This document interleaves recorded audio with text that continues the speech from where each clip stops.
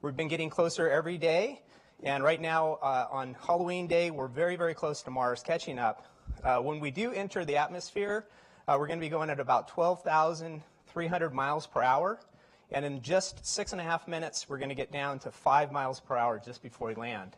And I'm going to explain to you exactly how we do that. It's a very interesting concept. So we start out with our cruise stage, which has been giving us our power and our communications since we launched. As soon as we get to the atmosphere, we get rid of that cruise stage. So this is what it looks like. So our cruise stage is there at the back end.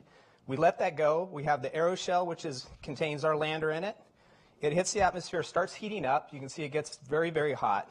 That's slowing it down most of the speed. So it gets to about 850 miles per hour. When we pop this parachute, the parachute takes us down close to the ground. We get rid of our heat shield that's been protecting us in the atmosphere. And then we start acquiring the ground with our radar from the lander. That tells us what our elevation is and lets us know when it's time to let go.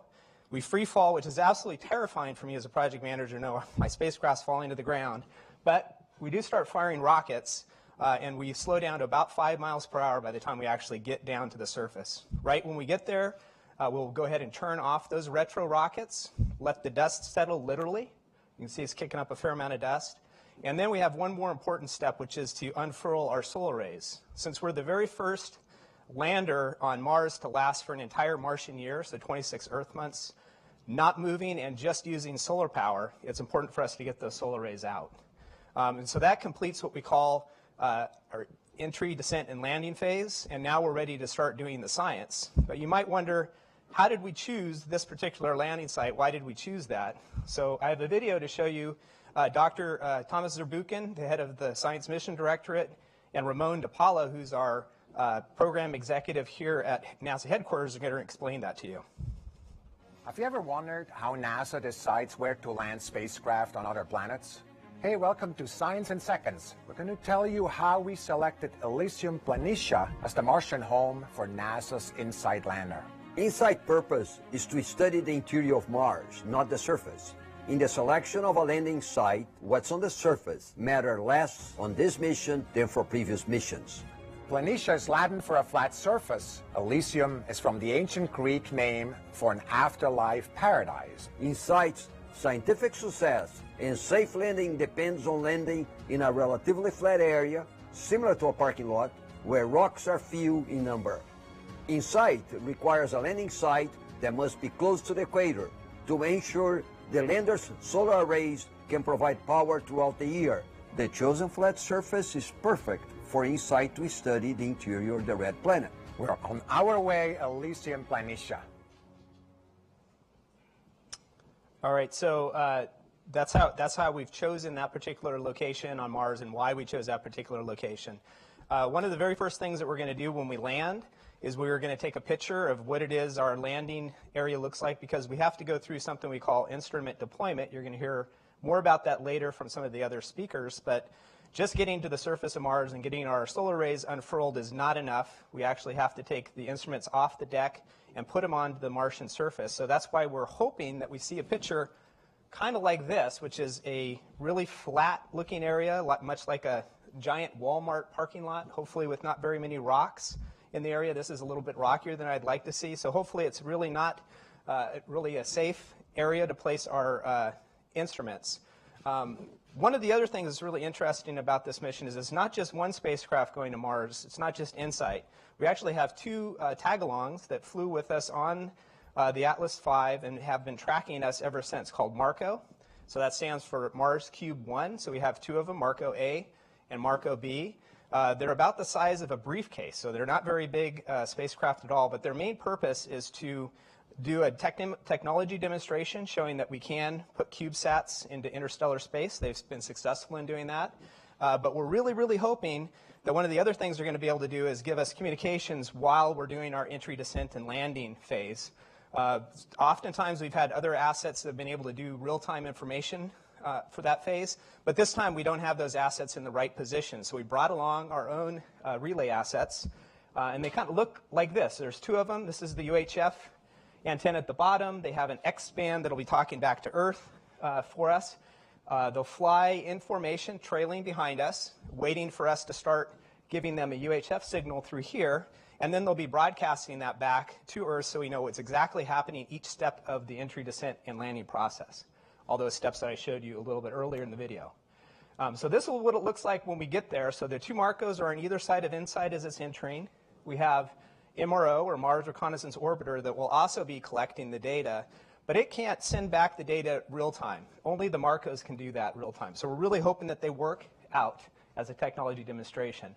The MRO will be collecting that data, and about 3 hours after we land, we'll be sending that back to the Earth, just in case the Marcos don't work. We'll still get all the information about the entry, descent, and landing. So that's basically how EDL works, how EDL communication works. To tell you more about how InSight fits into the overall portfolio of the Planetary Science Directorate is the head of Planetary Science Directorate, Lori Glazed.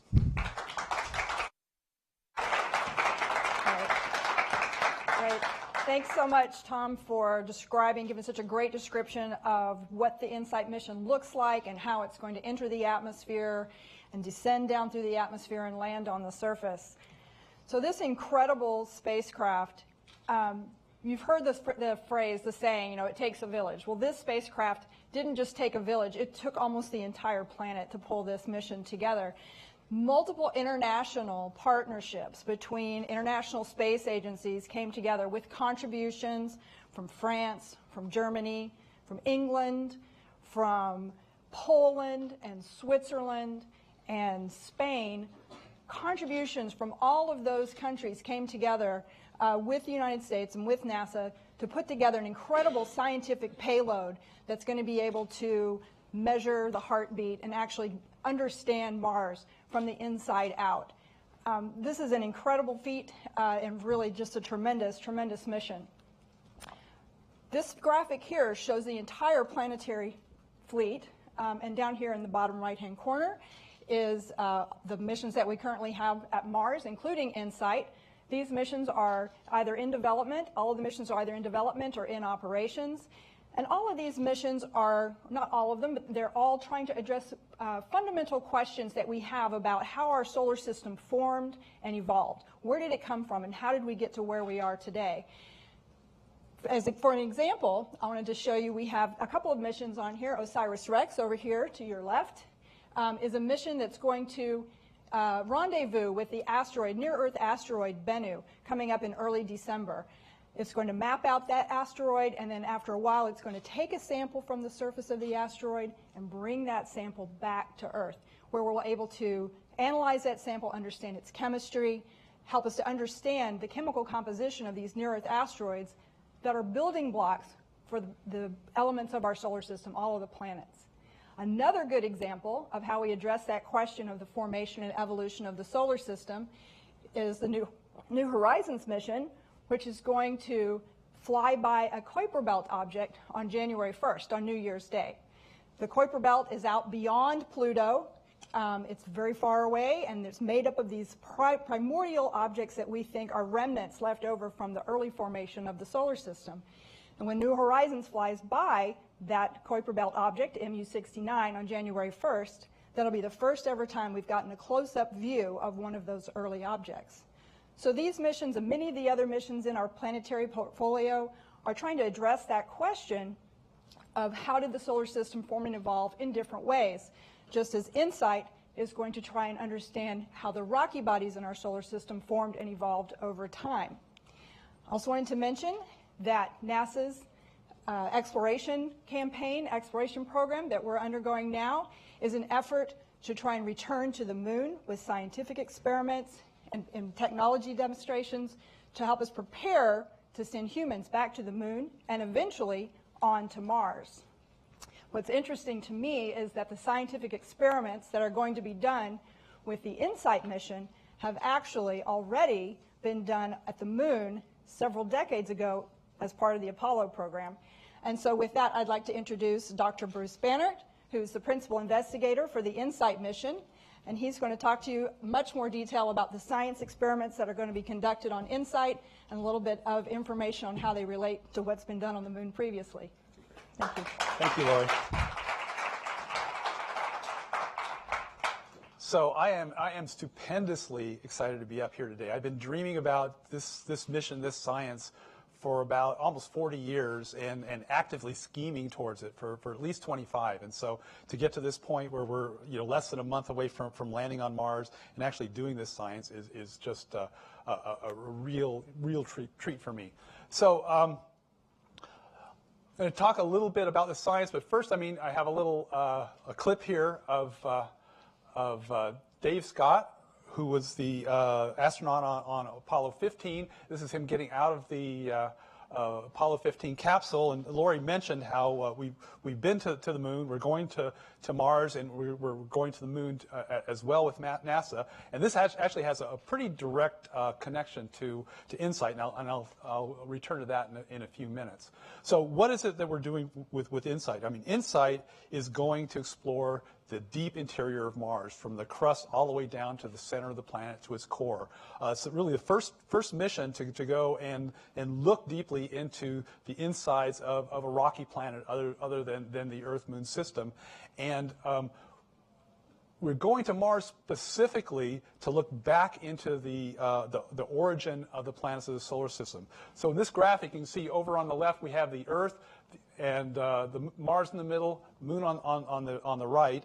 And in order to investigate, what's going on inside the planets and how that relates to early solar system formation, why are we going to Mars?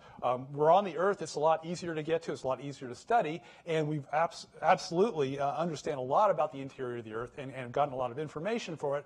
But if you really want to know about the very beginning of the planets, sort of the birth of the planets, what happens to them just in the few first tens of millions of years after their formation, Earth is not really a very good laboratory, because Earth has been extremely active. It's a big planet, holds a lot of heat, a lot of energy, and has been very geologically active over its entire history. And so most of the record of the early processes that formed the Earth have been erased either by plate tectonics, by vigorous mantle convection, and so forth. And so we'd like to have a planet that's just a little bit calmer and that can retain that evidence. The Moon is actually pretty great that way. It's a small planet. It cooled very quickly, and it does actually retain a lot of the evidence from its early formation. But the problem is it's so small that the conditions inside, the pressure and temperature, never get to the levels that are characteristic of the bulk of the inside of the larger rocky planets. And so Mars is kind of in the sweet spot. It's big enough to have experienced all the processes that we're interested in, but small enough that it hasn't been so vigorous that it's erased it all. So it's kind of, we like to call it the Goldilocks planet. It's just right for investigating the early solar system. And so how do we do that? How do you look deep inside a planet?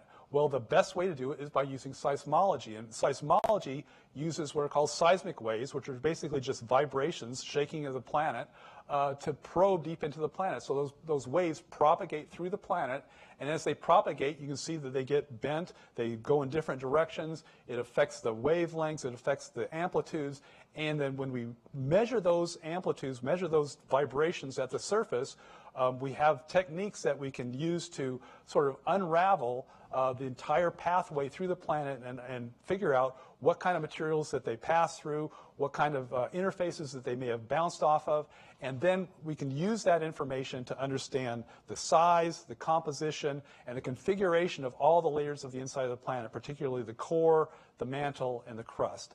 And these parameters, these divisions and compositions are all very closely tied to how that planet formed very early on. We start out with a cloud of material that's orbiting around the sun in the very early solar system that condenses into planets through gravitational attraction, but they move from a uniform ball of material that's kind of made up of the same kind of rocks as meteorites, which is pretty uniform material, and then they transform like a caterpillar in a chrysalis. They transform from a featureless ball into the diverse and complex planets that we see today. And that's the process called differentiation that we really want to key into with this mission.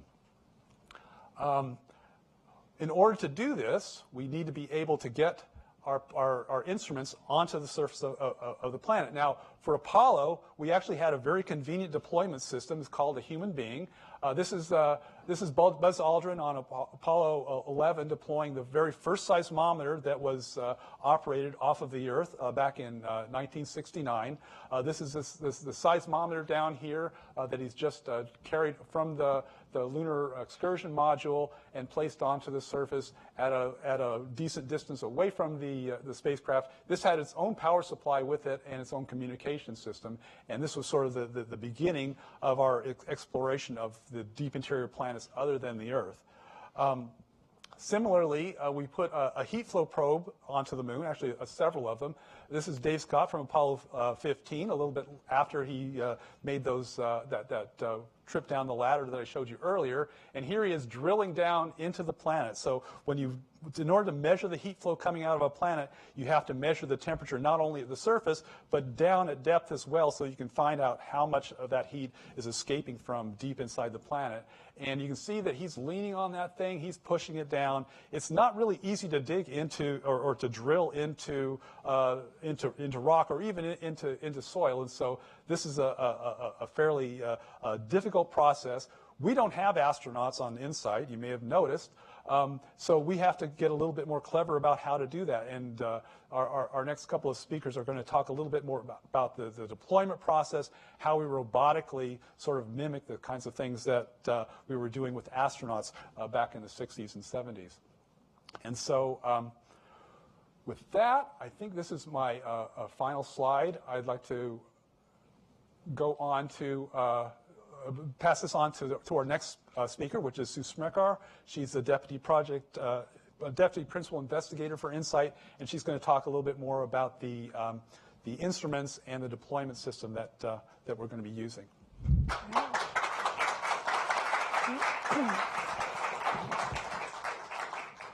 All right, thanks, Bruce.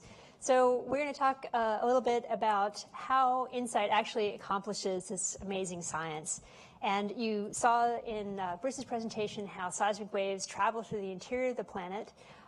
When they encounter those waves, those layers, the seismic waves can speed up or slow down depending on the density of the material, and they create multiple waves.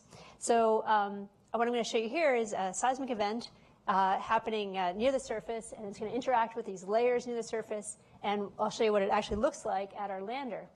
So here the seismic wave is interacting with those layers near the surface. At the top, you're seeing what the seismometer records. So this is, we've been talking about the pulse of Mars, the heartbeat, and this is what our seismometer is actually going to record.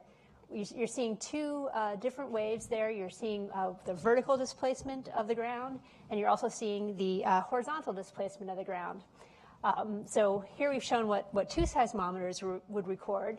We on InSight actually have 6 seismometers inside that small package that we place on the surface. And we do that so that we can not only record the full spectrum of a seismic wave, but also to tell what direction it's coming from. So the shape of these waves, their amplitude, their spacing, it tells us all about the path that they've traveled to actually get to our seismometer. And that gives us the ability to discern what the layers are inside the planet. Okay, so as you know, we have also a heat flow and physical properties package, the HB cubed, and we don't have the benefit of the astronaut to drill a hole for us. So the HB cubed actually has to hammer itself under the ground. And what you're seeing here, it's basically a nail that contains its own hammer. A motor compresses a spring. That spring is released, and it accelerates that mass downward, which acts like a hammer on top of this cylinder, which we call a mole. The mole goes down a couple of feet into the ground, and it sends out a pulse of heat. What it is doing there is measuring the thermal properties of the soil. When it sends out that pulse, we determine how long it takes for it to cool off again, and that tells us whether the soil is insulating or conducting. We go down all the way to the end of the tether. And my family likes to tell me I'm short, and so it looks like it's kind of a short tether compared to me. But in fact, what we want to do is get down to about 10 to 16 feet.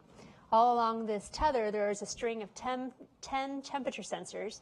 And what we're going to do is determine how fast the temperature increases with depth. That tells us about the heat coming out of the planet, that energy that's available for driving geologic activity. So we want to go down 10 to 16 feet because at the surface, there's a lot of temperature variation going on. There's a daily temperature variation, there's a seasonal temperature variation. Even our lander causes variations in the temperature. So we want to get down to 10 to 16 feet because when we get down that deep, we get away from all the temperature variations near the surface. So that's why we're trying to deploy it down all the way to this full extent. Okay, so as you know, before we can start working with our instruments, we have to be able to deploy them onto the surface. And this is an animation of our robotic arm picking up the seismometer, or the 6 seismometers inside this package, and placing it on the surface of Mars. In this video, it takes about 20 seconds for this to occur. On Mars, it's going to take about 2 or 3 months before we actually have our seismometer on the ground. The reason for that is that we're going to take all of the data that we possibly can to choose an optimal place before we put our instruments down. So as soon as we get on the surface, we're going to start taking image data to look for the rock distribution. We're going to take stereo images that help us determine how big are those rocks, if there are any slopes within the reach of the arm. We're also going to take temperature data of the surface. That temperature data helps us determine what the particle sizes are on the surface, and that can give us information about whether we think the instruments might settle at all after we place them on the surface. So we want to take all the data, assimilate that, and try to choose the best location to put our instruments down. So that's going to take us, we're going to take our time and do that to the best of our ability. Okay, so you've seen what it looks like in the animation. I'd like to next go to JPL, introduce you to our lead deployment engineer, Jamie Singer, and she is going to tell us where are you standing right now? Hi, Sue. I'm at the Jet Propulsion Laboratory in the In Situ Instrument Laboratory, which we call ISIL for short. This is the space where for many years now, engineers like myself have been practicing and preparing to do the instrument deployment with our test bed. So that's what you see right here behind me. This is the deployment test bed. It is like a stunt double. It contains a lot of the similar hardware to the flight lander. So you know the flight one is on its way to Mars right now. This one has the instrument deployment arm, which you can see right here, as well as a sandbox area that allows us to practice deploying models of the instruments. Cool. So once we actually land on Mars, can you tell us about what you and your team are going to do to actually get ready to put our instruments on the ground? Yeah, sure. That's a great question. So within the first week or so on Mars, we're going to be taking images with the 2 cameras that we have. I'll actually take a moment to point those out now. So we've got 2 cameras. One here is on the robotic arm. This is the instrument deployment camera. And the second camera is the instrument context camera, which will take the first image that we see of the InSight's landing spot after InSight lands. So once we have the detailed images from the camera that's on the arm of the entire workspace, that's that work area right here in front of the lander that's reachable with the robotic arm, the engineers and scientists will evaluate the data and find kind of the second landing site for the instruments, which is the place that we're going to deploy them with the robotic arm. In parallel, right here in ISIL, in the test bed, we're going to also do what we've been calling Mars forming, which is we're going to create this work area to look like the surface we see on Mars. So we've got our shovels and our rakes and some rocks all prepared to kind of Mars form and make this sandbox look like the surface of Mars that we see, and do a final deployment test of the instruments. Cool. So I hope you don't have to pull out any of the really big, heavy rocks to put out there. But so maybe could you show us a little bit more of what's you have set up in the lab today? Yeah, sure. So as you just showed the video of the seismometer being deployed, I'll show you that that's the configuration that things are in right now. So we have here actually the wind and thermal shield that will be deployed on top of the seismometer. So I'll lift this up. what this does is it keeps the seismometer from getting too cold at night. It also protects it from the wind measurements. Legs are supposed to fold down. The wind measurements that could affect the seismic data. So this is the seismometer itself, containing the 6 seismometers or sensors that you talked about earlier. And it's tethered here with cabling. So we call this the tether. It's cabling that connects the seismometer to the lander, which allows the lander to provide power to the seismometer and allows the seismometer to send data back to the lander. So the other instrument, the heat flow probe, is still up here on the deck. This is where it will be when it's land before it's deployed. So you can see it back here. Here's the heat flow probe, HP cubed. Okay, and then, yeah, I've already pointed out, again, the 2 cameras that are right here. And this is the grapple that we have at the end of the robotic arm. This has got 5 fingers, which connect to a hook on top of each of the instruments. And that's what enables us to deploy them with the robotic arm.